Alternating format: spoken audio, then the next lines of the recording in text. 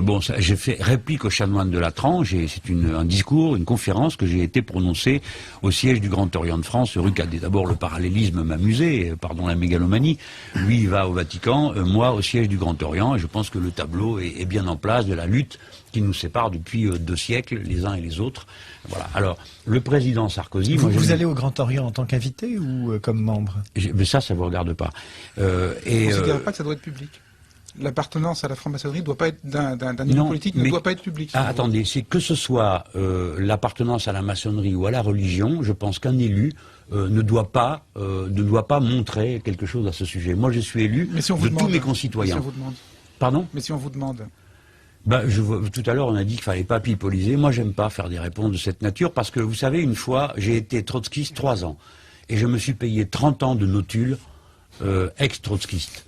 Donc, si un jour je dis je suis franc-maçon, on va marquer franc-maçon ex-trotskiste. Et si je dis non, je ne le suis pas, on va pas marquer n'est pas franc-maçon, mais on me retrouvera au carrefour suivant. Oui, c'est arrivé à Michel Field, sans dommage pour sa carrière, hein, notule ex-trotskiste. De quoi? D'avoir dans sa notule oui, mais mais c'est terrifiant parce que lui est journaliste, moi je suis homme politique, je ne suis pas trotskiste. Je suis idéologiquement un républicain socialiste, donc ça m'ennuie de toujours être envoyé à... Mais je ne veux pas me renier, je ne renie pas ma jeunesse. Cela dit, quand on écoute votre discours, vos mots, la façon dont Jean-Luc Mélenchon s'exprime, ses références, il y a un tropisme maçonnique presque, non?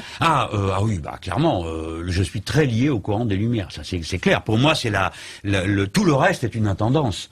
La politique est une intendance de cette adhésion intellectuelle au siècle des Lumières et à l'idéal de l'émancipation de la personne humaine, émancipation radicale, culturelle, etc. Alors là, Xavier Bertrand a révélé récemment qu'il appartenait à la maçonnerie. Un peu contraint et forcé par l'Express. Oui, mais enfin il l'a fait.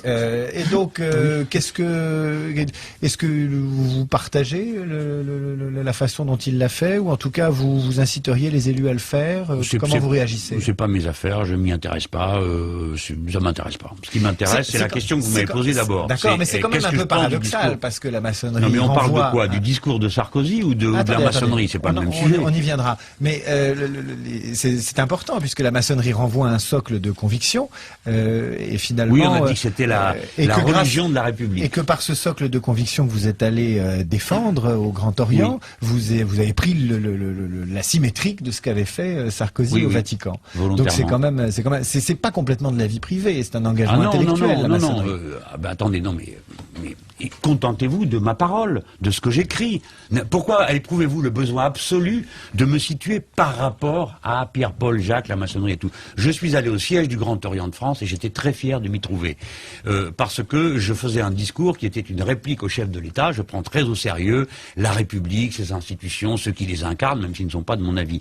Donc voilà, bon, après j'ai écrit 80 pages, c'est bon, on va parler de mes 80 pages, pas discuter jusqu'à la nuit de savoir si je rentre dans ce temple avec un tablier ou sans, ça ne présente aucune espèce d'intérêt. Donc je dis, la maçonnerie est fondamentale dans la défense de la République, j'appartiens philosophiquement au courant des Lumières, et c'est ma référence ultime. Qu'est-ce que je peux vous dire de plus? Le reste, ça me regarde pas. On ne vous demandera rien de plus.